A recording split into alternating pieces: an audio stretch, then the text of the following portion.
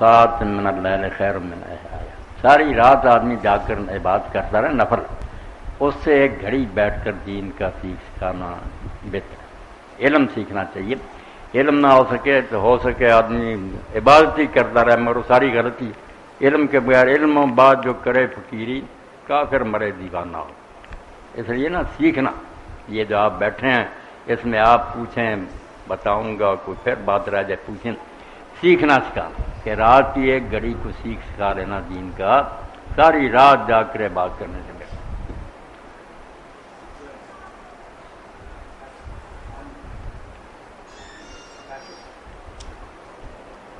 میاں طاہر دے بارے چ کہنا ہے، میاں طاہر دے بارے چ کہو وہ کہہ دو، میاں طاہر کا کہنا اب کہہ دینا چاہیے، جو سارے دوست ہی مگر یہ نہ کام کرنا،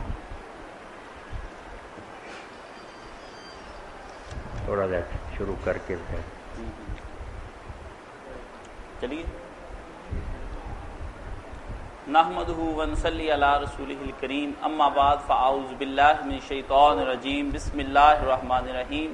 حاضرین و سامعین السلام علیکم ورحمۃ اللہ وبرکاتہ۔ اس وقت ہمارے ساتھ معروف دینی اسکالر مفتی محمد اسحاق صاحب تشریف فرما ہیں۔ آپ اپنے دینی، معاشی، معاشرتی، روحانی مسائل ہمیں بائی ای میل اور بائی ڈاک بھی بھیج سکتے ہیں۔ انشاءاللہ دین اسلام کی روشنی میں مولانا آپ کے لیے شافی جواب دیں گے۔ انشاءاللہ العزیز جلد ہی لائیو فون کالز اور انٹرنیٹ اسکائپ پر فون کال سننے کا بھی انتظام ہو جائے گا۔ اس سلسلے میں ایک وضاحت آپ کرنا ضروری ہے۔ اس وقت مولانا اسحاق صاحب نے فتاوی آن لائن جو گزشتہ پروگرام مرکز الحرمین الاسلامی اور اس کے ہوسٹ میاں محمد طاہر صاحب ہوتے تھے، ان سے کنارہ کشی کر لی ہے۔ میاں طاہر صاحب سے التماس ہے کہ وہ مولانا کی آئندہ کسی قسم کی کوئی سی ڈی یا کوئی کلپ اپنی ویب سائٹ پر قطعاً اپلوڈ نہ کریں، کیونکہ مولانا کی یہ تمام اب سی ڈیز اور تمام تصنیفات یہ سب کی سب اس کے جملہ حقوق محفوظ کر لیے گئے ہیں۔ مولانا صاحب، ایک صاحب کا سوال ہے کہ اگر کوئی شخص رمضان کے مہینے میں روزے نہ رکھے اور اس کا فدیہ ادا کر دے، بعد میں صحت یابی کے بعد کیا وہ روزے دوبارہ رکھ سکتا ہے یا نہیں؟ اللہ تعالیٰ نے قرآن مجید میں فدیہ کا ذکر کر کے نا بعد میں کہا وان تصوموا خیر لکم، اگر تم فدیہ بھی دے دو اور پھر روزے رکھو تو یہ تمہارے لیے بہت بہتر ہے۔ روزوں کی جو برکت ہے نا وہ فدیہ سے تو نہیں پوری ہوتی، یہ اس کا صرف ایک بدل بتایا گیا، اگر یہ نہیں کر سکتے، روزہ نہیں رکھ سکتے تو چلو مسکین کی مدد کر دو، میں تمہارا روزہ ہی شمار کروں، ورنہ روزہ جو ہے اس کی برکتوں کا کوئی اندازہ نہیں۔ اللہ کے رسول علیہ السلام فرماتے ہیں، اللہ تعالیٰ کا ارشاد ہے کہ ہر نیک عمل کی جزا جو ہے نا 10 گنا سے 700 گنا تک ہے، سوائے روزے کے کہ اس کا بدلہ میں خود ہی دوں گا۔ یہ حساب میں نے نہ فرشتوں کو سمجھایا نہ کسی کتاب میں آ سکتا ہے، یہ میں خود ہی انعام دوں گا کہ وہ میری خاطر بھوکا پیاسا رہتا۔ اور پھر یہ عمل ایسا جیسے آپ سب رات جانتے ہیں، اس میں پھر کچھ نہیں کرنا، کچھ نہیں، نماز میں رکوع سجدے آدمی کرتا تو لوگوں کو پتہ چلتا، زکوٰۃ دیتا کم از کم لینے والوں کو۔ اس میں اگر میں سویر سے شام تک بھوکا بیٹھا رہوں مگر نیت نہ کروں کہ میں اللہ کے لیے یہ روزہ رکھ رہا ہوں تو فاقہ ہوگا، روزہ نہیں ہوگا۔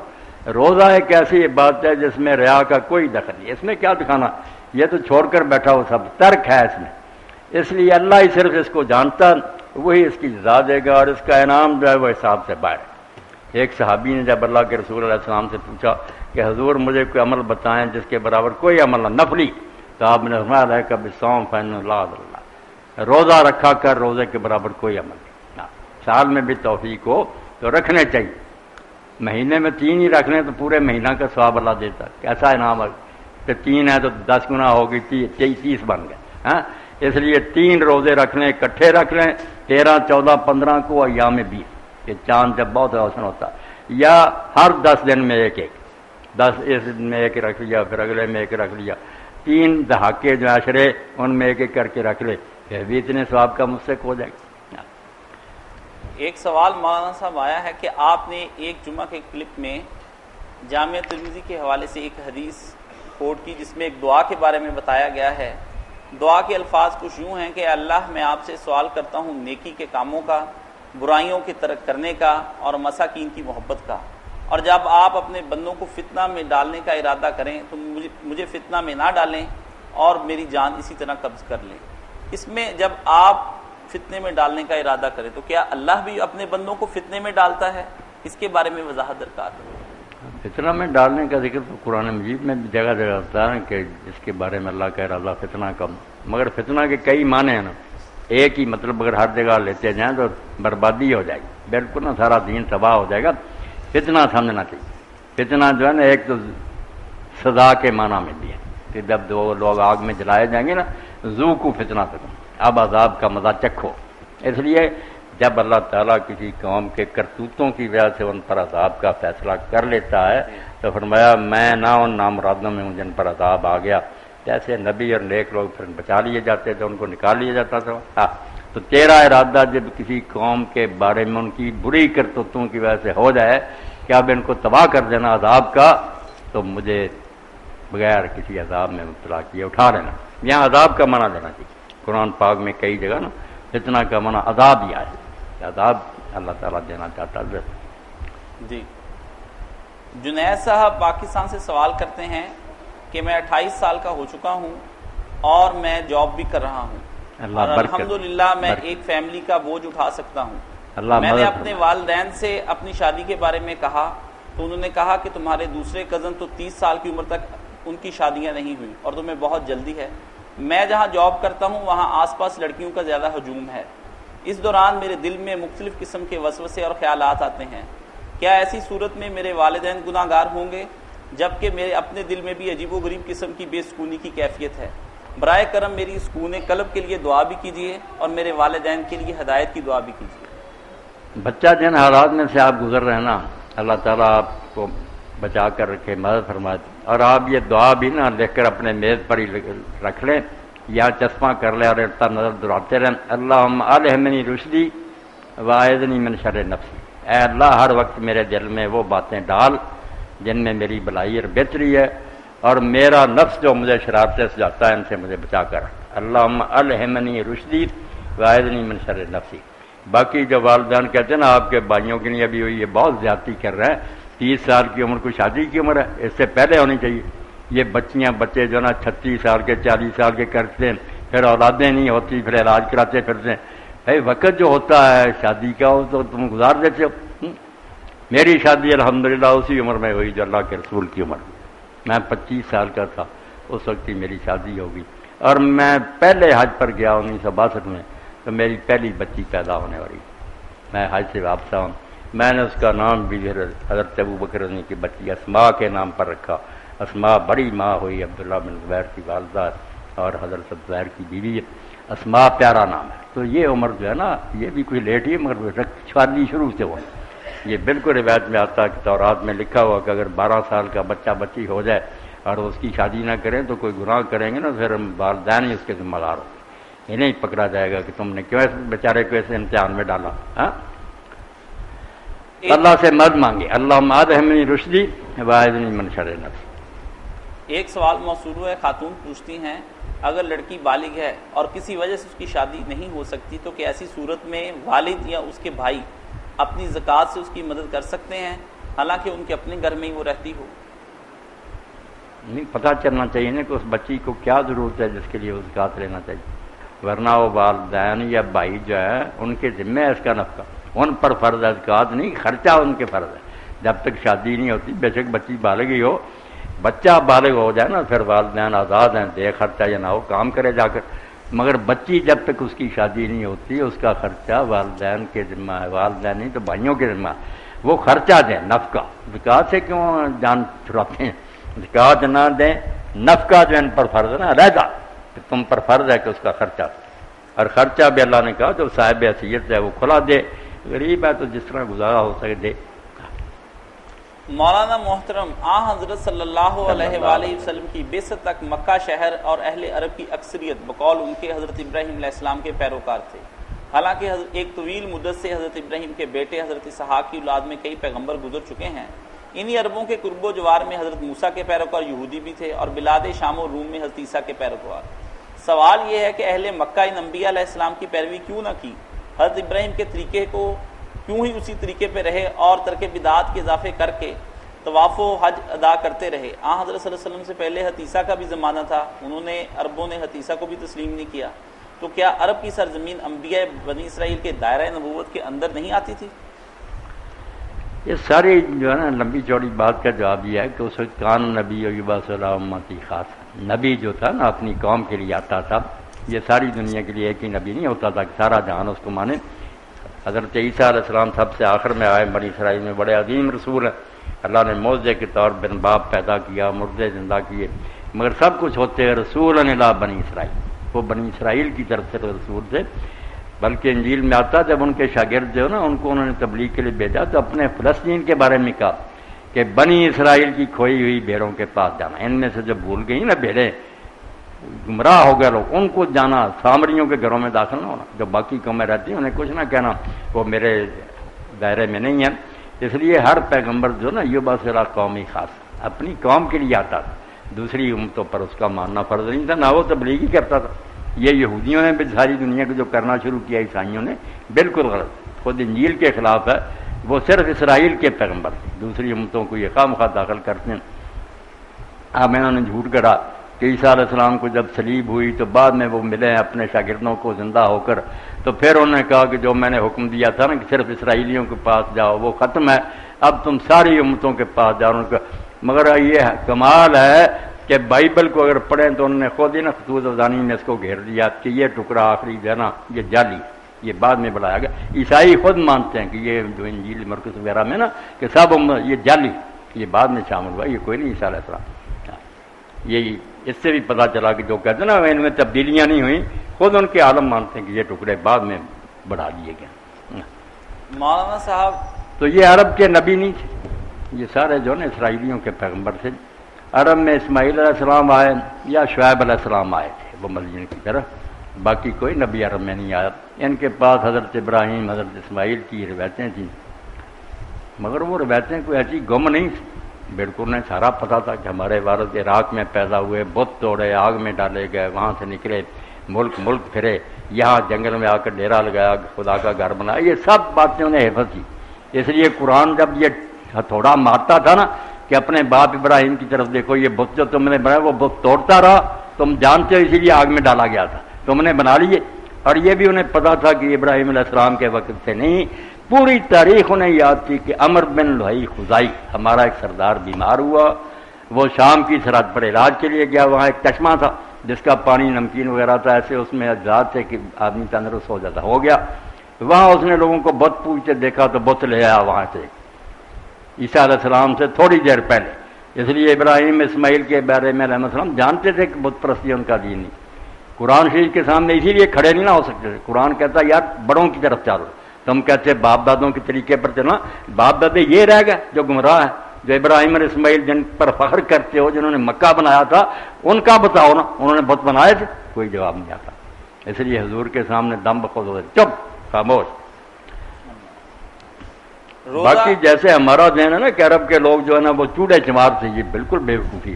عرب لوگوں کے بارے میں جو کہتے ہیں نا اخلاقی برائیاں آ گئی، شراب لوگ پینے لگے جناب وغیرہ، ورنہ ان میں موحد لوگ بھی حنفاء تھے جو صرف اللہ کی پوجا کرتے تھے، کوئی شرک نہیں کرتے تھے، حرام نہیں کھاتے تھے، بتوں کا چڑھاوا نہیں کھاتے تھے. بڑے بڑے نیک لوگ میں ہمیں. روزہ کھولتے وقت کی تو دعا عموماً پڑھی جاتی ہے، لیکن یہ بتا دیجئے کہ روزہ رکھتے وقت کون سی دعا پڑھی جائے؟ روزہ کھولتے وقت جو دعائیں پڑھتے ہیں نا یہ بھی لوگوں نے آپ ہی بنائی. جو اصل دعا نا وہ روزہ کھول لینے کے بعد کی، اس میں جو ہے سارے چیزیں ماضی کے ہیں. اس لیے مولا علی قاری کہتے ہیں یار جب کھا پی چکو نا اس وقت کہو کہ اللہ لکا سوم تو والا رزقا، تیرے حکم کے مطابق روزہ رکھا، تو نے رزق دیا، ہم نے روزہ افطار کر لیا. یہ ماضی کے سیگے جب کھول کر فارغ ہو جاؤ اس وقت کے. البتہ ایک دعا میں تمہیں بتاؤں گا، میرے سارے ساتھی سن رہے ہیں، جو ائمہ اہل بیت علیہ السلام میں سے ایک نے کہی کہ جب پہلا لقمہ اٹھاتے وقت تو یہ کہہ دینا، یہ مشکات کی شرح جو لکھی نا اس میں بھی مظاہر حق میں لکھا مولانا قطب الدین جیلانی اندر یہ دعا پڑھنی چاہیے. لقمہ اٹھاؤ کہو بسم اللہ یا واسع المغفرت، اے اللہ جس کی رحمت کا کوئی اندازہ نہیں، بخشنے والا ہے، میرے بھی گناہ بخش دے. وہ کہتے ہیں لقمہ اٹھاتے ہی نا قلم پھر جائے گا، یا واسع المغفرت، تیری رحمت کے سامنے میرے گناہ کیا. وہ تھانوی صاحب رحمۃ اللہ علیہ کی مثال یاد رکھو نا کہ سارے جہان کے گندے کپڑے جا کر سمندر میں پھینک لے، سمندر ناپاک نہیں ہوگا، کپڑے پاک ہو جائیں. رحمت خدا کی بہت بڑی ہے. صرف ضرورت ہے کہ ہم طلب کریں سچی نیت سے، نہ جھکیں، معافی مانگیں، پھر کوئی بات. جو اڑ گیا نا کہ کرنا ہی کرنا، وہ نہیں بچے گا، اس کی جان نہیں چھوٹے گی. سویڈن سے عامر صاحب پوچھتے ہیں نبی کریم صلی اللہ علیہ وآلہ وسلم نے حضرت معاذ رضی اللہ تعالیٰ عنہ کو جو دعا سکھائی ہے وہ ذرا بتا دیں. حضرت معاذ رضی اللہ تعالیٰ عنہ سے آپ نے کہا کہ معاذ میں تو اس سے محبت کرتا ہوں. بڑی بات کہ حضور نے فرمایا تو سے، انہوں نے کہا اللہ کے رسول مجھے بھی آپ بڑے پیارے. تو آپ نے فرمایا پھر یہ دعا جو اپنی نماز کے خاتمے پڑھنا چھوڑنا. عموماً تو لوگ سمجھیں نماز کے بعد پڑھتے ہیں اللہ معینی یا رب عینی، مگر صاحب مسکات نے نماز کے اندر لکھا. ابن تیمیہ بھی کہتے ہیں کہ دبر جو ہوتی ہے نا وہ باہر نہیں ہوتی، آدمی کی دبر جسم کا حصہ. دبر و صلات سے مراد ہے کہ جب نماز خاتمے پر ہے، سلام نہیں ابھی کا اتا ہے اس میں، وہاں پھر کہہ کر سلام پڑھو. یہ ان دعاؤں میں لکھی گئی ہے جو مشکات شریف میں درج ہیں. رب سے کریں یا اللہ سے، اللہ معینی اللہ ذکر کا و شکر کا و حسن بات. اب اس دعا کے بعد کوئی شے رہ نہیں گئی. میرے عزیز بھائیوں، آپ سمجھ کہ ایک بات ہے شکر. شکر کا پہلا مفہوم ہے کسی شے کا بھر جانا. جب پیالہ بھر جائے نا، لبریز ہو جائے، اس کو کہتے ہیں کہ پیالہ جو ہے نا شکر کرنا، مملوء بھر گیا. تو جب اللہ کے احسانوں کو یاد کر کے دل محبت سے بھر جاتا نا کہ مجھے پیدا کیا، زندگی گزارنے کے لیے کتنی نعمتیں زمین آسمان میں کام کر رہی ہیں، لباس دیا، سواریاں دی، تو پھر دل محبت سے بھر جاتا ہے. یہ شکر کا پہلا عنصر ہے، پہلا حصہ محبت سے دل کا بھر. یہ ہو گیا شکر. پھر ہے کہ زبان سے آدمی اس کا ذکر کرے. وہ ذکر کرنا کہ جیسے چھلکتا نا پیالہ، کہنے کی ضرورت نہیں پڑتی، جو نعمت آتی جاتی وہ الحمدللہ الحمدللہ. بستر پر لیٹا، صبح جاگا، پانی آیا، کھانا آیا، ہر لمحہ اسے یاد آتا کس نے میرے لیے سارے بندوبست کی. وہ بے وقوفوں کی طرح نہیں بڑھتا. اور تیسری بات یہ ہے کہ پھر وہ اللہ کی نعمتوں کو اس کے حکم کے مطابق وہاں خرچ کرتا ہے، استعمال کر رہا جہاں حکم ہے، جس کام کے لیے اللہ نے دی ہے. یہ حسن عبادت. اے اللہ میری مدد فرما کہ میں تیرا شکر کروں، دل میں تیرا احسان مانوں، زبان سے تیرا ذکر ہو، ذکر وہ حسن عبادت کا، اور پھر ساری زندگی میں تیری عبادت کا حق ادا کروں، بندگی کروں جیسے غلام کو کرنی چاہیے. باقی آپ سن لیں. میں چلو بات سوالوں سے ہٹ کر دعا کو ہم لوگوں نے جو سمجھ لیا نا کہ یہ رسم ہے، کبھی کبھی کو لفظ پڑے، یہی بتوائی. دعا کو آپ سمجھیں جیسے آکسیجن میں کھینچ رہا اندر زندہ، سانس نانو مر گیا، دعا چھوڑ دی، اللہ سے مانگنا لمحہ لمحہ. کوئی ہاتھ اٹھانے کوئی دعا نہیں کہتے کہ نماز کے بعد دعا ہے بھائی، نہیں. ہر وقت آپ اللہ سے کرنا چاہتے ہیں مدد، کام مدد مانگیں. اگر شروع کرنا تو مدد مانگیں، ہو گیا پورا شکر ادا کریں، تیری مہربانی یہ کام سارا انجام پایا. دوران کام بھی کہیں کہ اگر اب بھی تیری مدد رک جائے تو سلسلہ بند ہو جائے گا. ہر وقت اب جب آدمی اللہ کو یاد رکھتا ہے نا بیٹا، یہ ہے صحیح معنوں میں دعا. ہاتھ اٹھائے نہ اٹھائے. یہاں ایک بات میں بیان کر دوں، سب کے کام کے سوالوں کے جواب ہی کہ بڑے امت کے اولیاء کے سردار ہے حضرت سعد بن عبداللہ تستری، ولیوں کے سردار ہے عارفین. تو کہتے ہیں میں 3 سال کا تھا تو رات کو اٹھ کھڑا ہوتا. میرے ماموں جیسے نا محمد بن سوار رحمۃ اللہ وہ تہجد پڑھتے، میں 3 سال کا جاگ کرنا دیکھتا رہتا. تو ایک دن انہوں نے کہا بیٹا سہل، وہ کہتا کہ مجھے اللہ کا ذکر سکھا. تو اس طرح کرنا کہ جب بستر پر لیٹے نا زبان نہیں ہلانی، 3 بار اپنے دل میں کہنا اللہ مائی، اللہ ناظر ریا، اللہ شاہد. اللہ میرے ساتھ ہے، مجھے دیکھ رہا ہے، میرے سارے اعمال اس کی نظر میں. بین زبان ہلا 3 بار. کچھ دن انہوں نے کہا مزہ آنا شروع ہوا. پھر کہا کہ ماموں جی بہت مزہ آیا. کہا بیٹا 5 بار، پھر 7 بار، اور آخر میں کہہ دیا کہ جب تک تو قبر میں نہیں نہ جاتا روزانہ بستر پر لیٹ کے یہ 3 جملے جو نا خیال میں کہ اللہ میرے ساتھ ہے، مجھے دیکھ رہا ہے، میرے سارے اعمال کا وہ گواہ ہے. اس کے نتیجہ میں سہل میرے بھائیوں امت کے عارفین کا سردار بنا، ولیوں کا سردار ہے. پیر عبدالقادر جیلانی سے پہلے جو چوٹی کے صوفیاء ہے نا باجید بسامی جیسے، اور ان میں ہے تو برکت اس مراقبے کی ہے. تو اے ذکر اس میں اسی کا نام ہے، نام خدا کا ایسے جپنا جیوں چت ناری گاگر. جیسے اور گھڑا سر پر اٹھائے جا رہی ہے آپس میں وہ کھیلیاں بھی کر رہے ہیں ہنسی مذاق مگر دھیان گھڑے میں ہے کہ اگر ذرا بھی ادھر ہوگا چبر ہو جائے گا.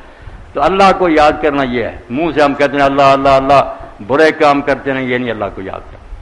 اللہ کو یاد کرنا کہ زبان نہ بھی ہلا سوچ جو میں سودا بیچ رہا ہوں جو بات کر رہا ہوں اللہ تو سن رہا کیا بنیں گے جب اس کی عدالت آئے.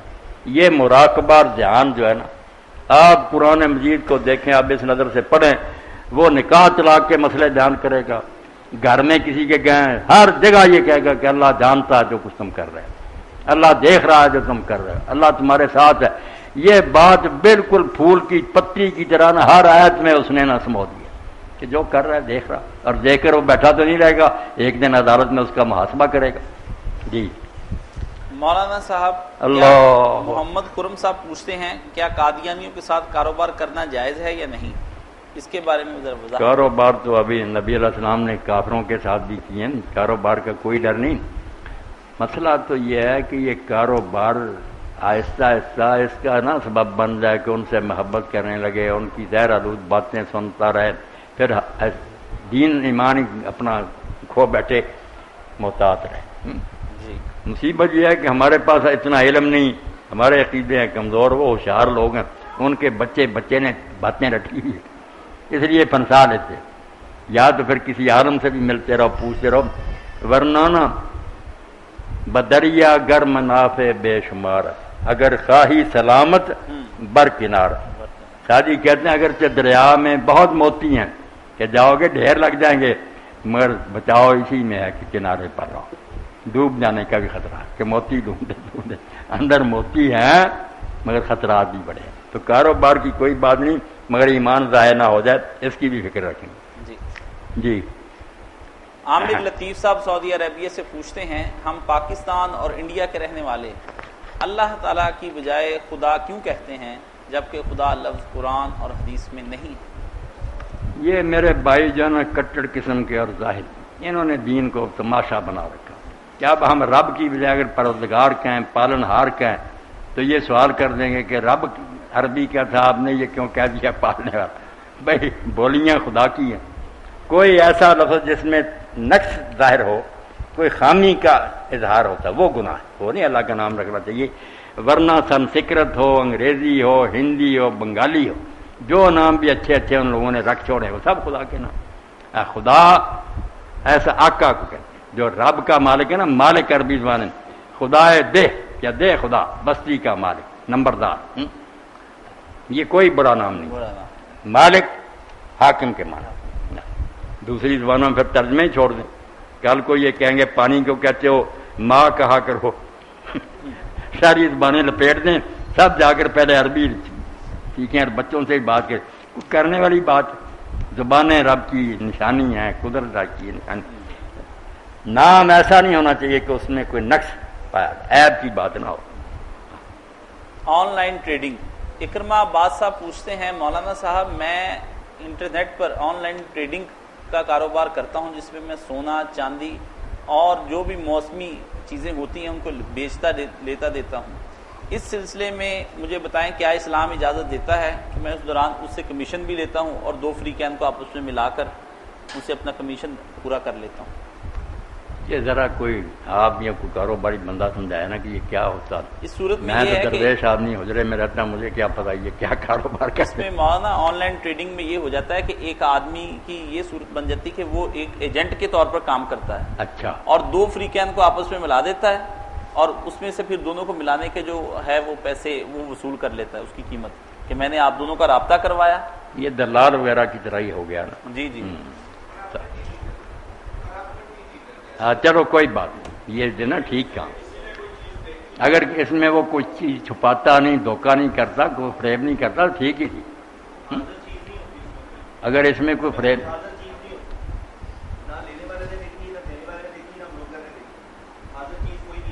نہیں ہاں یہ تو پھر جو ہے نا انہوں نے نہیں دیکھی دونوں نے جو بائر اور مشتری خریدنے والے یہ تو پھر غلط ہو گیا نا. یہ بروکر نے تو یہ نا کہ ملا دینا ان کو آپس میں بھائی تم دیکھو سودے یہ ان کا کام ہے سودے دیکھیں یہ جو ہے نا صرف کراتا ان کا میل اس کا کوئی گناہ نہیں. باقی یہ بات جو آپ نے کہی ان کو دونوں کو چاہیے کہ دیکھ لیں اور اس کا پورا پتہ کر کے پھر خریدیں. جی ایک صاحب پوچھتے ہیں کہ نماز میں تلاوت کے درمیان نبی کریم صلی اللہ علیہ وسلم کا نام نامی اس میں گرامی آ جائے تو کیا پھر صلی اللہ علیہ وآلہ وسلم پڑھنا چاہیے؟ پڑھ لے تو اچھی بات. امام احمد بن حنبل رحمۃ اللہ علیہ، امام جعفر صاحب سب کہتے ہیں رک جائے. جیسے اور ہے نا ایسی آیتیں جن پر حضور نے جواب دیے، کہیں آیا تو درمیان میں کہا منا باللہ، کہیں لا بشیء من آلائک رب القذر، کہاں کہیں کا بلا وانا رضالک من الشاہد ہے. تو اسی طرح یہ بھی جواب ہے، اگر ایسا کر لے تو کوئی ڈر نہیں. جماعت میں ذرا بچنا چاہیے، کیونکہ لوگوں کو کیا پتا کہ یہ قرآن ہے یا داعش ہے. کئی ان پڑھ لوگ ہوتے ہیں وہ یہی نہ سمجھیں کہ یہ سورت کا ہی حصہ کوئی دل میں پڑھ لیں. کیا تہجد کے لیے رات کو سونا ضروری ہے؟ اگر میں جاگ رہا ہوں تو کیا تہجد پڑھ سکتا ہوں؟ یہ بھی بتا دیں کہ تہجد کا وقت کب سے شروع ہو جاتا ہے؟ تہجد کے لیے ضروری نہیں کہ سو کر ہی اٹھے، باقی اصل چونکہ سو کر اٹھ کر ہی پڑھی جاتی ہے. نام اس کا یہی رکھا گیا کہ نیند توڑ کر اٹھنا. تہجد جو حجود سے نکلا، حجود نیند کو کہتے ہیں کہ نیند توڑ کر اٹھنا. تو اصل تو یہی ہے کہ 99% لوگ نیند ہی چھوڑ کر اٹھ کر پڑھتے. مگر اگر کوئی جاگتا رہا اور نہیں اس دن سونا نصیب ہوا کسی وجہ سے، تو یہ نہیں کہ وہ تہجد نہ پڑھے، پڑھ اس کی ہوگی. باقی وقت اس کا جو ہے عشاء کے 4 فرض پڑھ لینے کے بعد وقت شروع ہو. اب جو نماز ہے قیام اللیل ہے فجر تک، یہ پوری رات میں اگر آپ سمجھتے آج میں پچھلے وقت نہیں اٹھ سکوں گا، عشاء کے ساتھ ہی پڑھ لیں، 11 پڑھ لیں، 9 پڑھ لیں، 7 پڑھ لیں، 5 پڑھ لیں، وطر ہی 3 پڑھ لیں. وطر بھی 3 اسی کا حصہ ہے، عشاء کا نہیں. عشاء ختم ہو گئی تھی، اگر آپ نہیں اٹھ سکتے تو کم از کم کہا کہ لوگ تھوڑا بہت حصہ تو لے لیں. تو عشاء سے شروع ہو جاتی ہے فجر تک، مگر زیادہ بہتر وقت آخری تیسرا حصہ. جب تیسرا حصہ رات رہ جاتی ہے فجر سے پہلے، اس وقت پڑھی جائے تو بہت اعلیٰ وقت، زیادہ بہتر وہ وقت. مولانا صاحب جائز پہلے بھی ہے. اسی سے متعلقہ ایک سوال یہ بھی ہے کہ کیا وطر پڑھ لینے کے بعد کوئی آدمی مزید نفل پڑھ سکتا ہے؟ پڑھ سکتا، جتنے جی چاہے پڑھ سکتا. جس میں آتا نا کہ اپنی رات کی نماز کا آخری جو ہے نا وطر کو بنا، وہ بات ہی نہیں تھا کہ اور چیزیں نہیں پڑھ سکتے. وہ رات کی نماز ہے تہجد، کہ تہجد کئی سادہ لوگ اٹھ کے پہلے وطر پڑھ لیتے ہیں، وہ ترتیب الٹ ہوگی نا. وہ کہا پہلے جتنے پڑھنا چاہتے ہیں نفل پڑھ لو، آخر میں جا کر وطر پڑھنا. وہ تہجد کا طریقہ سکھایا تھا، یہ نہیں کہ اس کے بعد نفل حرام ہوگا یا کوئی. بڑے پڑھے صحابہ کرام پڑھتے تھے جنہوں نے پہلے وقت بھی پڑھ لے وطر، آخر رات میں اٹھ کر صرف نفل ہی پڑھتے. یہاں کئی لوگ نقص وطر کرتے ہیں نا، اگر عشاء کے ساتھ پڑھ لیجیے وطر، صبح اٹھتے ہیں پھر ایک وطر پڑھتے ہیں، پہلے وطر کو آتے ہیں توڑ دیتے ہیں. وہ طاق تھا، طاق نہیں رہا، جفت بن گیا. یہ سارا خام خاکت کہہ لو، کوئی نہیں. اگر کسی نے پہلے وقت پڑھ لیے بسم اللہ، وطر ختم ہو چکے ہیں، اب 2 کر کے نا وہ نفل پڑھ جتنا پڑھ. اگر نہیں پڑھے تو پھر 2 کر کے نفل پڑھتا جائے، آخر میں جا کر وطر پڑھے. ایک صاحب پوچھتے ہیں یہ حسینی برہمن کون ہیں؟ ان کا کہنا ہے کہ ہمارے جد امجد کربلا میں تھے، یہ لوگ ہندو ہیں اور یہ امام حسین کے ساتھ کے لیے کربلا کا دن بھی بناتے ہیں. آپ ان کے بارے میں کیا کہتے ہیں؟ اب کاشف ایسی باتیں مجھ سے پوچھتے ہیں، نہ میں وہ ہندو برہمنوں کو جانتا ہوں، نہ ان کا مجھے پتہ. میں ان کے بارے میں کیا بتاؤں؟ کوئی قرآن حدیث کی بات کریں. باقی ایسی باتیں لوگوں نے بہت گڑ لی ہیں، ہر جگہ ایسے لوگ موجود ہیں. گر کی بات آپ یہ سمجھیں، کئی لوگ کہتے ہیں خواجہ اجمیر وہاں ہندو آتے ہیں، فلاں آتا. بھائی جس کی وجہ سے خواجہ اجمیر یا امام حسین کی کوئی عزت ہے اللہ کے رسول علیہ السلام، جب ان پر ایمان نہیں لاتے تو کیا ہے یہ نامراد؟ ہاں، خواجہ اجمیر کو کیا مانتے؟ جس کے صدقے کو خواجہ اجمیر بنے ہیں، حضور کے پاؤں کی خاک بھی نہیں، حضور کو مانتے نہیں، نبی نہیں مانتے، ان کے ادب کرنے والے بنے، سب فریب کرتے ہیں، مسلمانوں کو جال میں پھنساتے ہیں. حسین کو ماننا تو حسین کے نانا کو پہلے مانو، اسلام لاؤ. ان کی چالیں سمجھیں. یہ بھکتی تحریک جو چلائی تھی نا بابا نانک دوسرے کے لوگوں کو، یار مسلمان ہو دوسرے سب ٹھیک ہی ٹھیک ہیں، کہ اسلام پھیلے نہ، ہاں اپنے اپنے جگہ بیٹھے رہیں، سمتے رہیں. کوئی باتیں ایسی سننے کا فائدہ نہیں. نبوت کس میرٹ پر ملتی ہے؟ اگر کوئی میرٹ نہیں، اللہ جسے چاہے دے دے، تو یہ نبی کا کمال تو نہ ہوا؟ اور نبی تو تب افضل ہوتا جب نبی بنانے کا کوئی میرٹ ہوتا، جس پر وہ پورا اترتا تو نبی کہلاتا۔ اللہ کا نبوت کے لیے چن لینا اور ہمیں نہ چننا منافی انصاف نہیں۔ یہ انصاف وغیرہ کی کوئی بات نہیں۔ جیسے اللہ نے ایک ہیرا بنا دیا، دوسرے سادہ پتھر بنا دیے، اب کیا اعتراض کرتے پھریں کہ اس نے اس کو ہیرا کیوں بنایا، اس کو کیوں نہیں بنایا؟ عقل کریں، نبوت کوئی کمال نہیں، یہ نہ سمجھے کہ کوئی محنت کرے تو وہ مرتبہ حاصل کر لے، وہ دوسرے مرتبے علم حاصل کرنا ظاہر متقی اور بند نہیں، آپ جہاں تک جی چاہے جا سکتے ہیں، مگر یہ نبوت جو ہے نا یہ ایک منصب ہے، جیسے عہدہ نا ایس پی بننا یا گورنر بننا، یہ سارے لوگ بے شک کتنی ڈگریاں لیے کہ یہ اس کو کیا بنا دیا، بھئی ایک کو بنانا تھا۔ نبی کوئی یہ نہیں کہ کسی کو انعام ملتا ہے جس کی وجہ سے یہ سمجھتا آدمی کہ کچھ باتیں کر رہے تو اللہ سب کو انعام دے دے، انعام ہوتا تو سب کو ملتا پھرتا، انعام نہیں ایک پوسٹنگ ہے۔ ایک زمانے میں اللہ وہ عہدہ مقرر کرتا کہ یہ تمہارا حاکم ہے، اس کے پاس اللہ کے حکم آ رہے ہیں، سب اس کو مانے اور اس کے حکم کی اطاعت کریں۔ وہ جیسے ضلع میں ایک ہی ڈپٹی کمشنر ہے، ملک میں ایک ہی صدر ہے، ایسے ہی ہر زمانے میں جس امت میں آتا پھر ایک ہی نبی ہوتا، اس میں میرٹ موڈ کی کوئی بات نہیں۔ باقی یہ نہیں کہ راہ چلتے کو اللہ نبی بنا دیتا، اس میں خوبیاں ہوتی ہیں، اس نے آپ نہیں کوئی حاصل کی ہوتی، مگر جس کو بناتا، جیسے موسیٰ علیہ السلام پیدا نہیں ہوئے تھے، جس بچے سے پوچھیں کہ اللہ نے پہلے ماں سے کہہ دیا کہ انی جاعلوہ من المرسل، ہم اس کو پیغمبر بنانے والے ہیں، اور پھر پیغمبر بنایا، اور بعد میں جب موسیٰ علیہ السلام ڈرے کہ میرے ذمہ یہ کام لگ گیا، یہ تو ہارون کو میرے بڑے بھائی کو کہوں، مجھ سے تو ان کا ایک آدمی قتل ہو گیا، میں کس منہ سے ان کے پاس جاؤں؟ تو اللہ نے کہا فکر نہ کرو تم جاؤ، اور وہاں کہا وَاسْتَنَعْتُكَ لِنَفْسِي، موسیٰ میں نے تجھے اپنے لیے تیار کیا، یہ اتنے مرحلوں میں سے جو گزارا نا امتحانوں میں سے، اپنے کام کے لیے تجھے تیار کرتا رہو۔ تو نبی ایک طرف تو صرف اللہ چنتا ہے، اس کو وہ عہدہ دیتا ہے، عہدہ یہ نہیں کہنا کہ انعام ہے میں نیکی کروں انعام مل جائے، انعام آپ جنت کے لیں ثواب لیں، یہ ایک مقام ہے کہ لوگ اس کی پیروی کریں، یہ حاکم کر دیا، وہ ایک ہی ہونا ہوتا، باقی اس میں خوبیاں ہوتی ہیں، علم اور عمل کے لحاظ سے وہ سب سے چوٹی کا ہوتا۔ مولانا صاحب، بعد السحری اگر کسی خاتون کو روزہ رکھنے کے بعد خون جاری ہو جائے تو کیا وہ، اور خون بھی بہت قلیل مقدار میں ہو، تو کیا وہ روزہ پورا کرے یا پھر روزہ چھوڑ دے؟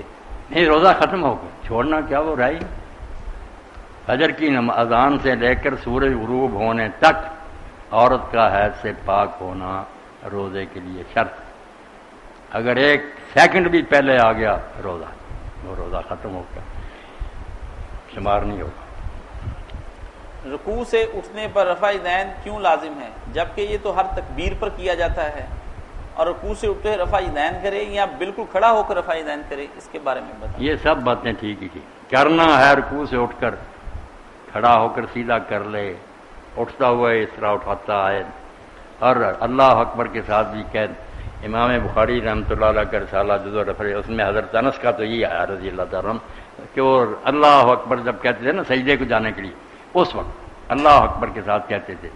امام نے یہ کہہ کر جان چھڑا لی کہ حضرت انس کا اپنا ہی ہے کام، رسول اللہ کا نہیں، مگر یہ بھی بات نہیں ٹھیک ہے، تینوں ٹھیک ہے، شروع میں اٹھاتا جائے، سیدھا کھڑا ہو کر پھر رفع دین کر لے، یا پہلے ویسے ہی کھڑا ہو جائے جب پھر سجدے کو جانے کے لیے اللہ اکبر کہہ کر پھر چلا جائے، یہ سب درست ہی درست۔ حسن محفوظ سعودی عرب سے پوچھتے ہیں، اگر مردے کے لیے آپ سب لوگ بیٹھے ہیں، پہلے بھی کوئی آدمی پوچھتا تھا کہ یہ رفع دین جب بت رکھتے تھے فلاں، یار میں نے کہا کوئی بات کچھ نہ کوئی آدمی عقل کی کرے کہ اگر یہ رفع دین بت گرانے کے لیے تھا، نامرادو پلیدو جو یہ الزام لگاتے ہو کہ مسجد نبوی میں بت آتے تھے، تو جب آپ کے خیال میں پہلا رفع دین ہوا تھا اس وقت نہ گرے، یہ بعد میں 2-3 بار کرنے کی اس حرکت کی کیا ضرورت؟ تو اگر پہلی بار نہیں گرے، لا دو مجھے بڑی کتاب اتنی موٹی میں بغل میں لے لیتا ہوں، رفع دین کرتا جاؤ، گر گئی تو میری ناک کاٹ دینا۔ رفع دین کو بغلیں کرنے اس طرح، اور پھر جب رکوع میں جانا تھا بغلیں کھل جانی تھی، 1 سیکنڈ صبر کر لیتے خود ہی گر جاتا۔ کوئی تک نہیں اس بات کا، بالکل بکواس ہے، بےہودہ بات ہے، ایک سنت کو بدنام کر رہے ہیں۔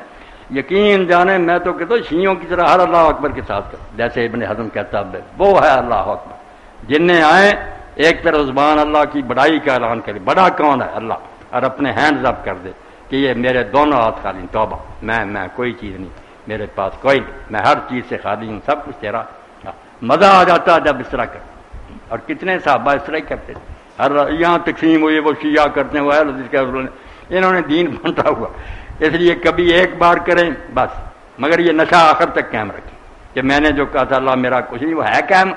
اگر فرق نظر آیا رکوع کے بعد، رکوع کے وقت پھر یاد کرائیں، اور اگر کثر ہے تو پھر اللہ اکبر جتنے ہیں سب کے ساتھ ہیں، تاکہ بار بار یاد دہانی ہو کہ تیرا کچھ نہیں، صفر الجزا، تیرے دونوں ہاتھ خالی ہیں، جو کچھ اللہ کا تیار انعام ہے جب چاہے گا واپس لے لے گا. رفع دین کا مزہ جو ہے بیان ہی نہیں ہو سکتا.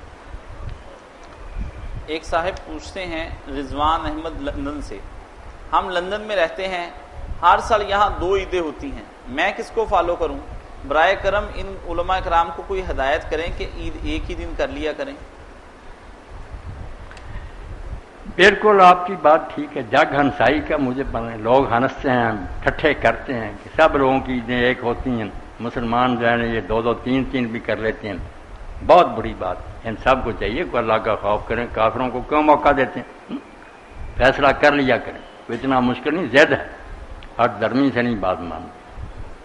مولانا صاحب ایک حدیث کے بارے میں وضاحت کر دیں، اس کا حوالہ کیا ہے کہ حضرت علی رضی اللہ تعالیٰ عنہ کی شان میں ایک روایت ہے، لا فتح الا علی لا سیف الا ذوالفقار. یہ کوئی حدیث نہیں. کہتے ہیں کہ جنگ بدر احد کے دن جب حضرت علی نے بڑی بہادری کا مظاہرہ کیا، حضور کا دفاع کیا، بغدر جو مچ گئی تھی، تو وہاں جبریل نے کہا کہ بس لا فتح الا علی لا سیف الا ذوالفقار. مگر یہ کہانی جھوٹی، بالکل بناوٹی بات ہے. کوئی ایسی آواز نہیں آئی، نہ کوئی ایسا کہا، کوئی روایت نہیں. مولانا صاحب آپ نے کہا مساک مدینہ کی روایات صحیح نہیں ہیں، تو بنو قریظہ کے واقعے کو ہم کیسے تطبیق دیں گے؟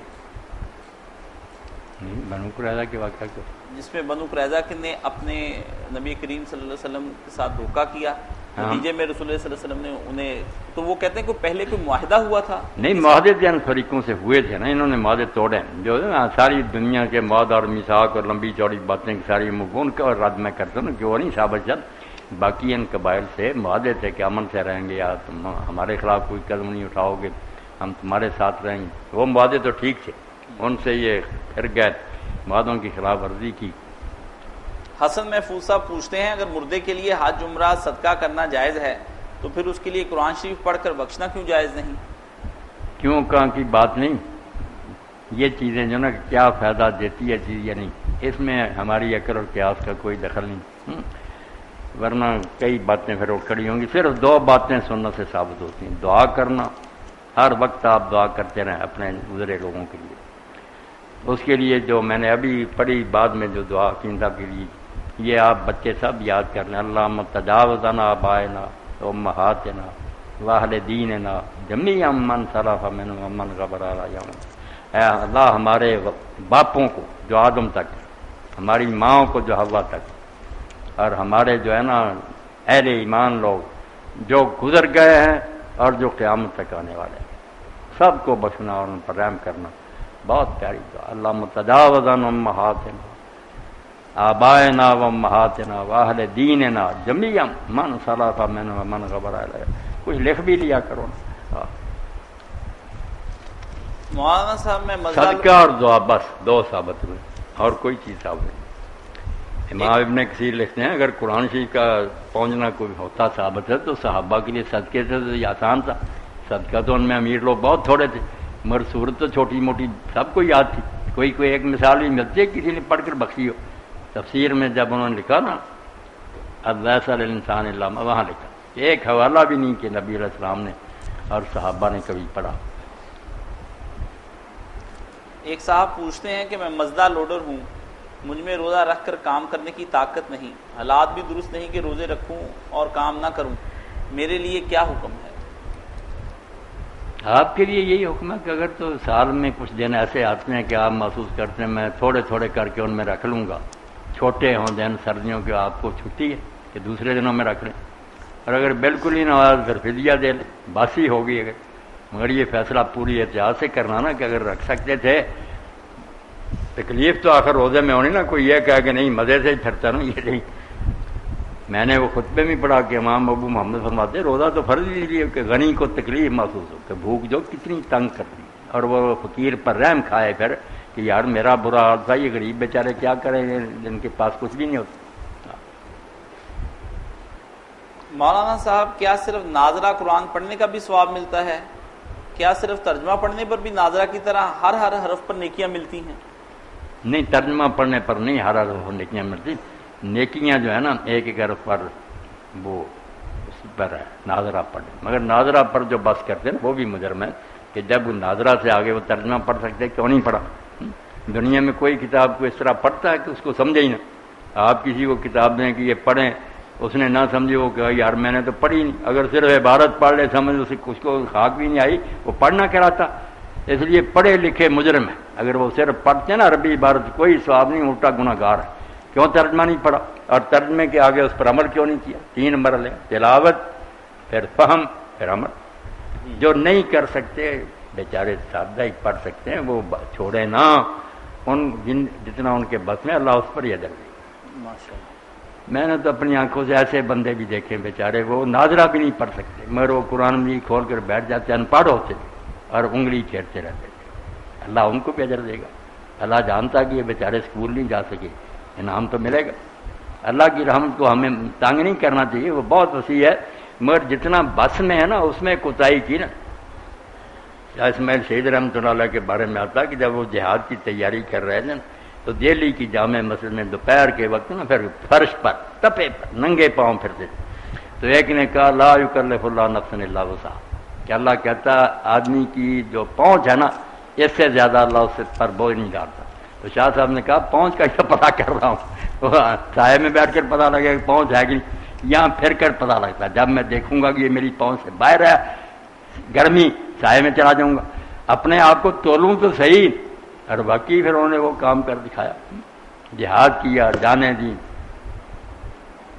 جی، اور اتنی تیاری بیٹا کی کہ دہلی سے دریا میں اترتے آگرہ تک جاتے، پھر وہاں سے واپس آتے، بہت مشقیں کی اور جہاد کے لیے نکلے۔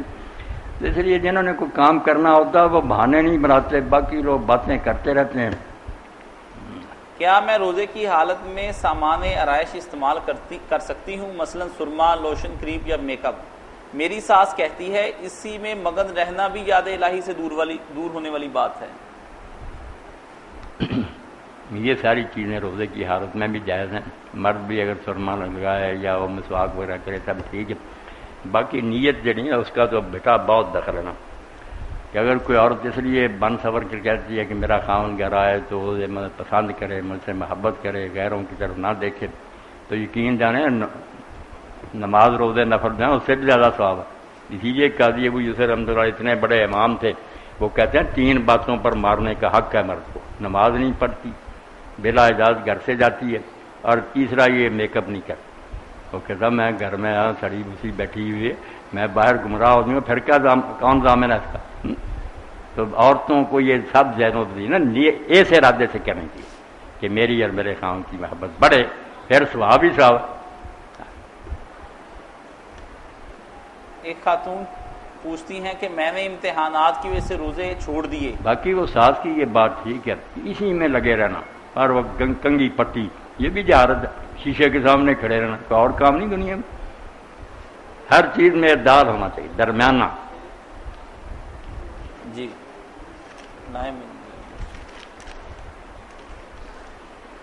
میں نے امتحانات کی وجہ سے روزے چھوڑ دیے، کیا یہ میرے لیے جائز تھا، جبکہ بعد میں نے قضا بھی دے دی؟ امتحان آپ دیتے روزہ رکھ کر تو اتنا علم آتا آپ کے دماغ میں کہ بس پرچے بہت اچھے حال ہوتے، کیا کیا آپ نے کہ امتحان کی خاطر یہ چھوڑ دیا؟ میں تو اللہ کی توفیق پر حیران ہوں کہ اس وقت یہ سڑکیں وغیرہ کوئی نہیں بنی تھی، ہم جو اپنا یہ راجبہ ہے نا سارنگ والا، اس کے ساتھ ساتھ ہی کچی سڑک پر آتے تھے، سائیکل ہی تھی، گاؤں سے آتا تھا، پٹکا ایک جو نا کھدر کا وہ میں تھیلے میں رکھتا، کالج میں پڑھتا گورنمنٹ کالج، جب واپس آنا نا دوپہر کو گرم لو، توبہ توبہ، گرمیاں 2-3 بار تو آ گیا موسم میرے روزوں، تو پھر وہ پانی میں بھگو کر ٹھاٹھا پانی جا کر مسجد میں ایسا لیٹنا، وہاں نمازیں پڑھنی، سب روزے رکھے، کوئی مجھے تکلیف نہیں۔ یہ جو پہلے ہمت ہار بیٹھے نا، او روزہ بڑا لمبا، میرا گھر کو کیا کرنا ہے، حوصلہ کریں، میرے کو اللہ سے مار مانگے. میں حیران ہوں کہ یار روزے چھڑوانے پڑے حضور کو، ہمیں رکھوانے مشکل ہے. جو عرب عادی نہیں تھے اتنے عادی ہو گئے، مزہ آیا کہ صوم وصال رکھنے لگے. نہ شام کو افطار کرنا نہ سحری کھانی، یعنی دن بھی روزہ، ساری رات بھی پھر روزہ، اگلا روزہ بھی ساتھ ہی جوڑ دینا. رات کو بھی کسی وقت ایک درا نہیں کھانا نہ پینا، اس کو صوم وصال کہتے ہیں. نبی علیہ السلام تو رکھتے تھے، صحابہ کرام بھی رکھنے لگے. تو حضور نے کہا کہ تم نہ رکھو، میری نقل نہ اتارو. ٹھیک ہے میں بشر ہوں مگر اللہ تعالیٰ مجھے طاقت دیتا، کھلاتا پلاتا. اگر ہم یہ سمجھیں کہ رات کو کھانا اترا تھا کھا لیتے تو پھر تو صوم وصال نہ ہوتا. آپ نے کہا صوم وصال تو ہے میرا کہ کئی دن کا لگاتا، مگر اللہ تعالیٰ مجھے روحانی طاقت دیتا. اتنا حوصلہ. تو لوگ بعد نہیں آئے. پھر چاند چڑھ گیا تو آپ نے فرمایا چلو تمہاری جان چھوٹ گئی، ورنہ میرا ارادہ تھا کہ تمہیں مزہ دکھاؤں کہ لگاتار رکھتا ہی رہوں، پھر تمہیں پتہ چلے گا کہ یہ روزہ رکھنے. اب بھی ہمیں اجازت ہے کہ کوئی شخص اگر یہ رکھنا چاہے نا، کچلنا چاہے نفس کو، تو سحر سے سحر تک، شام کو نہ افطار کرے، ساری کھا لے، پھر جا کر ساری کھا لے، رات بھی روزے میں گزرے. یہ صحیح بخاری میں آتا ہے. تم اگر زیادہ محنت کرنا چاہتے ہو سحر سے سحر تک لگاتار رکھ. تو اتنا ہوا کہ روزے رکھوانا کہا، ساریاں کہو، مانتے ہی نہیں.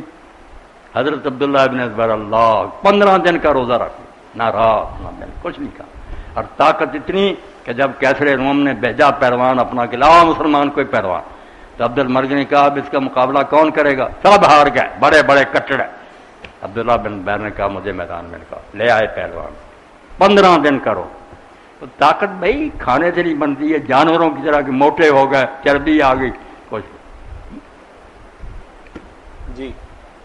تیری خاک میں ہے اگر شرر تو خیال فکر و گناہ نہ کر، کہ جہاں میں نانے شعیر پر ہے مدار قوت حیدری.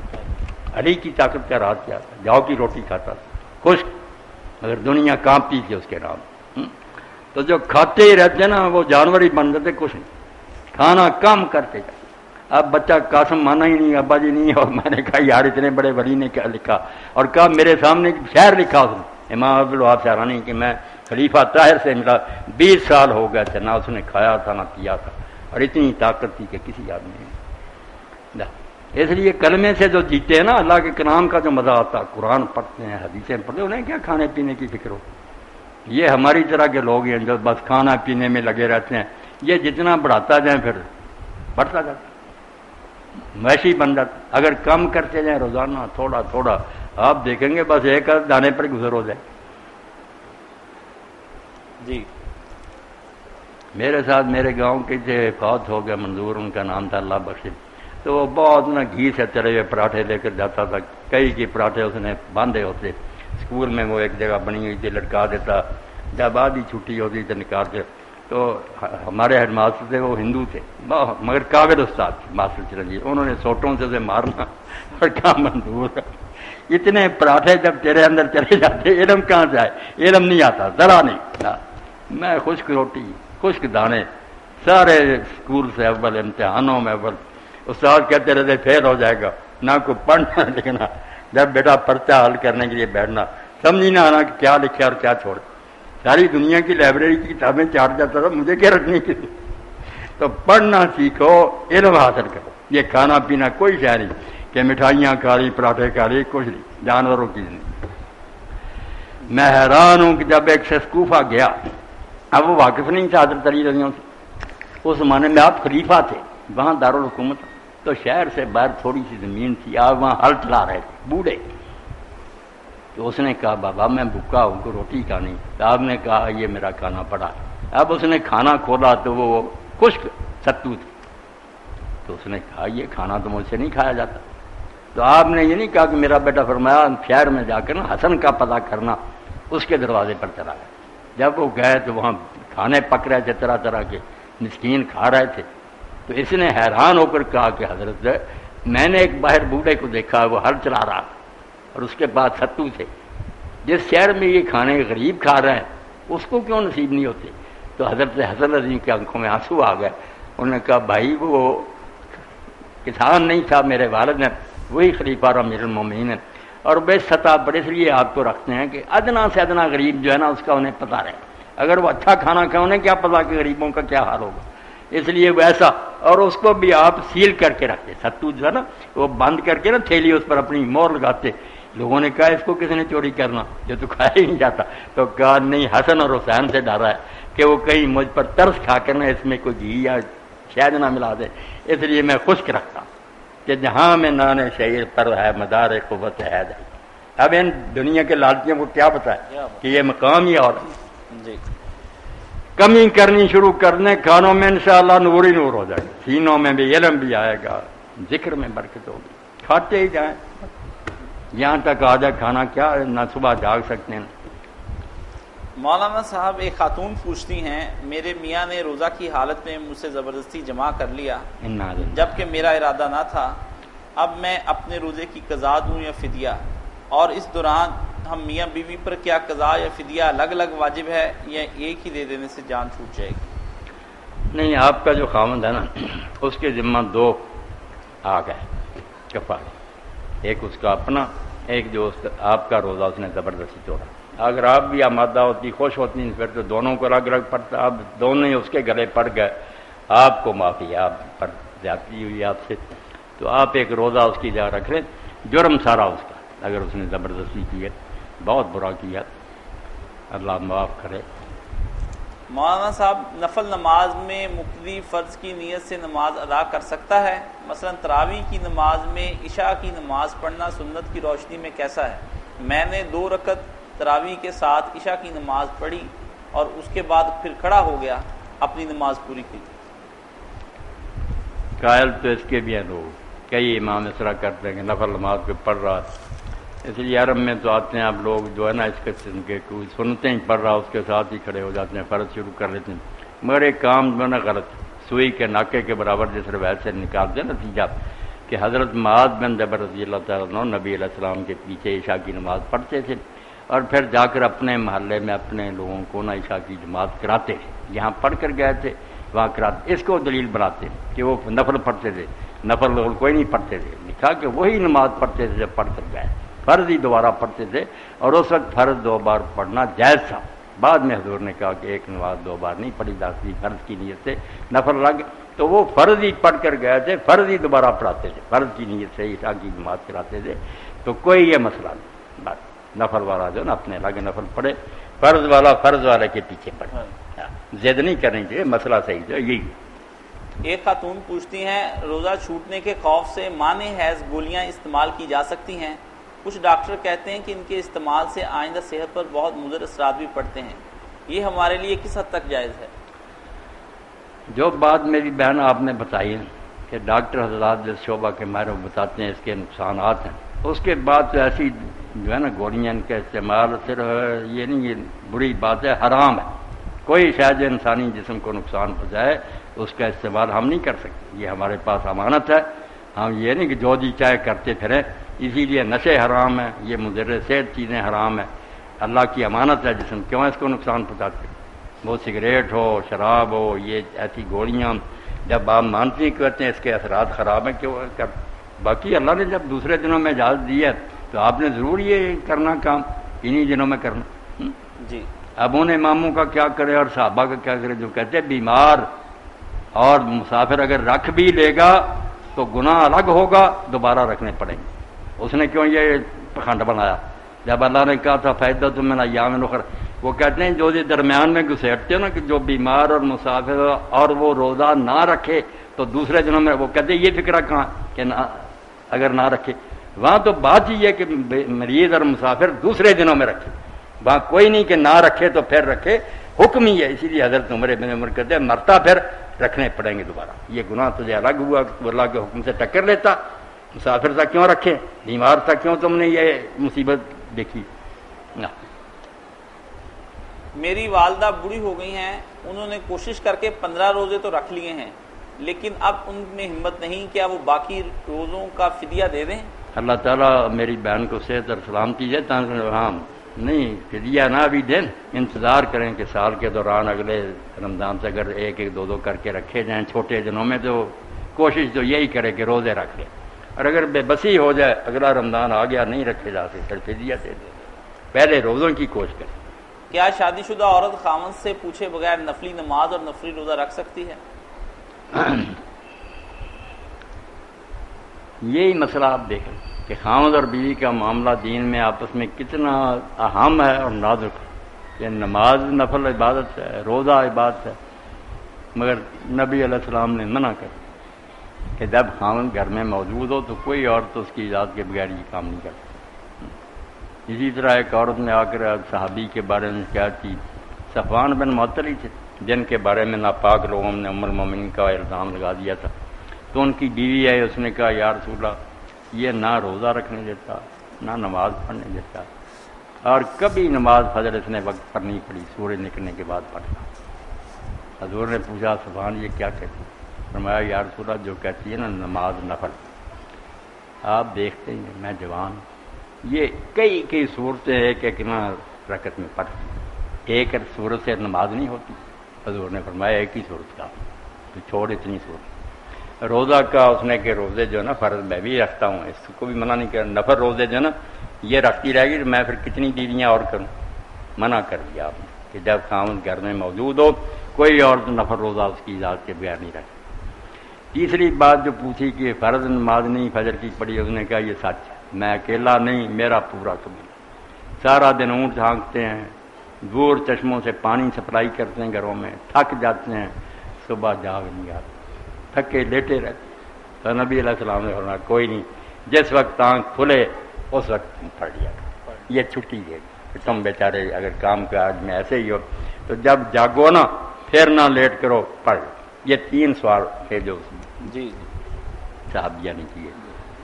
جو شخص انتقال کر جائے اور اس کے ذمے روزے باقی ہوں تو بیٹا بھی خود روزے نہ رکھ سکتا ہو تو کیا فدیہ دے دے یا پھر قضا دینا ہی ضروری ہے؟ اگر بچہ اس کی طرف سے نہیں رکھ سکتا، نہ فدیہ دینے کی ہمت ہے تو یہ سارے نا اللہ کی رحمت کا واسطہ ڈھونڈیں کہ تو مہربان ہے، ہم یہ قرض بے باک نہیں کر سکتے، تو رحم فرما، انشاءاللہ وہ خود ہی چھوڑ دے گا کہ کیا بندوں کو تنگ کرنا، کر سکتے ہوں تو پھر ضرور فدیہ دے دیں یا روزے رکھیں۔ حائضہ کے لیے روزوں کی قضا اور نمازوں کی قضا نہیں، اس کے اندر کیا حکمت پوشیدہ ہے؟ روزوں کی قضا ہے، نماز کی قضا نہیں۔ اب تھوڑی سی عقل دوڑائی جائے تو سمجھ آ جاتی ہے۔ ایک دن میں 5 نمازیں ان کی رکھتے ہیں، کم از کم فرضوں کی 17 بن جاتی ہیں۔ کچھ دن بیچاری بیبیاں جو ہے نا ناپاک رہتی ہیں، وہ اتنی رکھتے ہیں اکٹھی ہو جائیں گی کہ ان کی قضا لازم کر لی جائے تو وقتی نمازیں الگ، یہ قضائیں الگ، مصیبت پڑ جائے گی، زیادہ بوجھ ہے، اس کو معاف کر دیا۔ مگر روزے سال میں 2-4 چھوٹ جائیں اگر تو کیا ہے، حیض اگر زیادہ سے 10 دن ہی ہوگا تو اس کو یہی حکم ہے کہ قضا کر لے، روزوں کا نا ثواب ضائع کرے۔ ایسے بعد میں جو ہے حکمت وہ بہت قیمتی ہے، باقی دنوں میں رکھ۔ ایک اور خاتون کا سوال ہے کہ حائضہ فجر سے پہلے پاک ہو گئی، غسل نہیں کیا، روزہ رکھ لیا، بعد فجر غسل بھی کیا اور پھر نماز پڑھ لی، تو کیا اس صورت میں روزہ ہو جائے گا؟ ہو جائے گا۔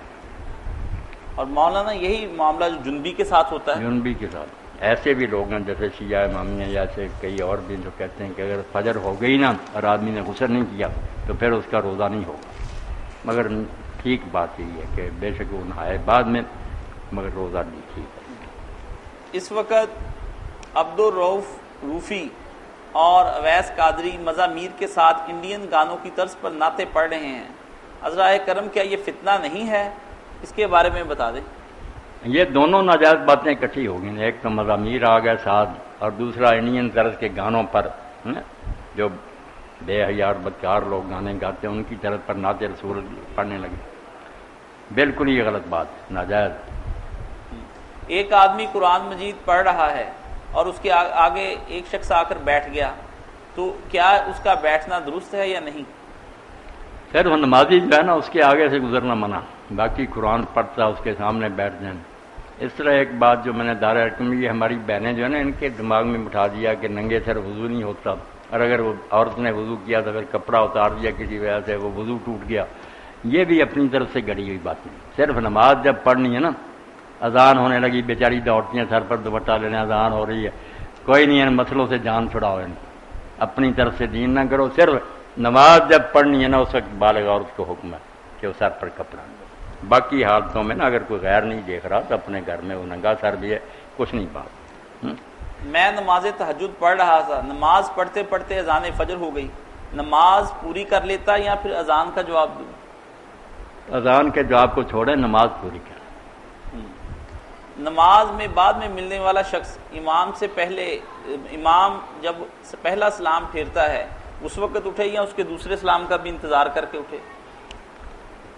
ایک سلام کہنے کے بعد نماز تو اصل میں ختم ہو گئی نا، دوسرا سلام ایک زائد مستحب ہے، اچھا کام ہے، ورنہ ایک ہی ہو نا، جیسے شیعہ حضرات کہتے ہیں یا ہمارے مالکی علماء بھی صرف ایک ہی کہتے ہیں. یہ تو السلام علیکم ورحمۃ اللہ وبرکاتہ کہتے ہیں، وہ صرف السلام علیکم پورا افریقہ. تو سلام جو واجب ہے نا جس سے نماز، وہ ایک ہی، دوسرا اچھا ہے، اس لیے ایک کے بعد کھڑا ہو جائے تو جائز ہے. مگر ہو سکتا ہے کہ ساتھ سجدہ صاحب کا ایک طریقہ یہ بھی ہے کہ سلام کرنے کے بعد پھر 2 سجدے کرے غلطی کے. ہو سکتا ہے اس امام کا یہی نظریہ ہو، سلام کہنے کے بعد دوسرے کے بعد اس نے سجدے صاحب کرنے ہوں، یہ اٹھ جائے تو پھر بہت بری بات ہے. بیٹھا رہے، صبر کرے، جب وہ دونوں سلام کہہ لے بلکہ اس کے بعد بھی منہ پھیر لے، کوئی اللہ اکبر کہہ لے یا استغفر اللہ وغیرہ، پھر تسلی ہو گئی کہ امام نے نماز ختم کر. حوصلہ بالکل. یہ کیا بچے کو گٹی دینا سنت ہے؟ قرآن و حدیث کی روح سے اس کے بارے میں بتا دیں. اکثر لوگ کہتے ہیں کہ بچے کی عادات گٹی دینے والے کی طرح ہو جاتی ہیں، گٹی کس سے دلائی جائے؟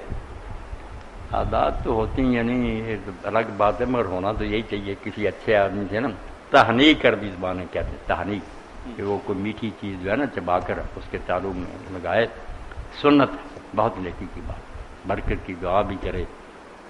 ایک آدمی صدقہ دیتے ہوئے کہتا ہے یا اللہ یہ صدقہ شروع سے لے کر آخر تک آنے والے تمام مسلمانوں کی طرف سے قبول فرما، کیا یہ جائز ہے؟ جائز ہی ہے، کوئی ڈر نہیں، اللہ کی رحمت بڑی ہے. جو عمرے پر جا رہے ہیں عبد الرحمان وغیرہ، یہ بھی اب سے نیت کر لیں کہ ہر ہمارا یہ عمرہ جو نا آدم علیہ السلام سے لے کر جو قیامت تک مسلمان آئیں گے نا، مرد عورتیں سب کی طرف سے عمرہ ایک ہی ہوگا، مگر انشاءاللہ اللہ خوش ہو جائے گا، سب کو ثواب ملے گا. کر لیا کریں گے. آپ نے خطبے میں سنن کے متعلق بتایا ہے کہ 8 ظہر سے پہلے اور 8 ظہر کے بعد، اس کی صحیح احادیث میں کوئی مناہی تو نہیں؟ اور نماز عصر کی سنتوں کے متعلق بھی احادیث میں مناہی آئی ہے، اس کے بارے میں وضاحت کر دیں. نہیں، کیا مناہی آئی؟ نماز عصر سے پہلے جو سنتیں ہیں اس کے بارے میں پوچھتے ہیں. نماز عصر سے پہلے سب مانتے ہیں کہ زور کے بعد 4 رکھتے ہیں، 2 جن کو فرض سنت کیا دیتے ہیں، 2 نفل، 4 پڑھی جو ہیں آپ نے کئی مرتبہ. اچھا. اور 4 عصر سے پہلے بھی کہا کہ اللہ اس پر رحم کرے، تو وہ ملا کر 8 ہی بن جاتی ہیں. اور زور سے پہلے جو 4 پڑھی وہ الگ ہیں. 4 صلاۃ الزوال ہی پڑھی جو صحابہ پڑھتے تھے اور کہتے تھے جیسے آدھی رات کے بعد تہجد کے لیے دروازے بارگاہ علی کے کھولتے ہیں نا، جب دن آدھا ہو جاتا نا اس وقت بھی پھر دروازے کھول دیے جاتے رحمت کے. اس لیے 8 رکھتے ہیں، اگر کوئی اس دور سے پہلے سے پڑھے تو وہی ہے جو آدھی رات کے بعد 8 تہجد کی پڑھے. اتنا اجر ہے اس کا. تو ان دنوں میں کوشش کر لو کہ 2 کر کے پڑھتے جاؤ. کہتے ہیں رسول خدا نے 1 حج اور 1 عمرہ کیا ہے، کیا زیادہ عمرے کرنا یا حج کرنا بدعت نہیں؟ نہیں، رسول اللہ نے تو عمرے کیے ہیں کئی سارے، حج تو خیر ایک ہی ہوا، مگر عمرے تو کیے. عمرے تو ایک حج کے ساتھ کیا، پھر جو حدیبیہ والا تھا اس کے بعد بھی کیا، رمضان میں بھی کیا، تو 4 عمرے کیے. بدعت کوئی نہیں، ٹھیک ہی ہے، جس کو موقع ملے، بہت عبادت.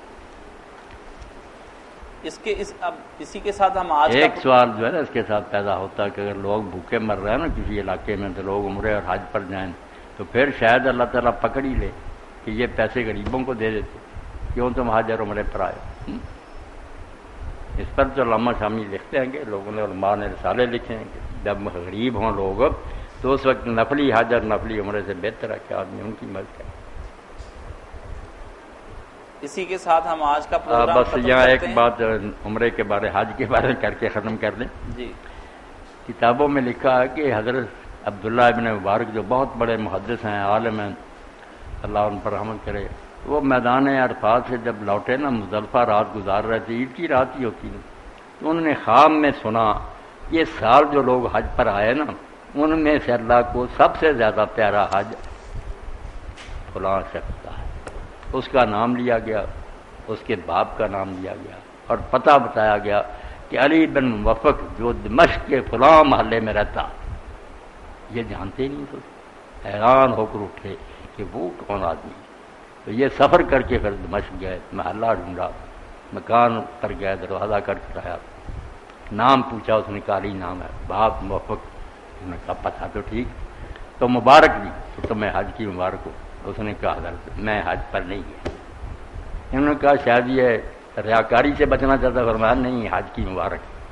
تیسری بار جب کہا تو اس نے کہا نہیں آپ بات بتائیں۔ انہوں نے جب خواب والی بات بتائی تو رو پڑا۔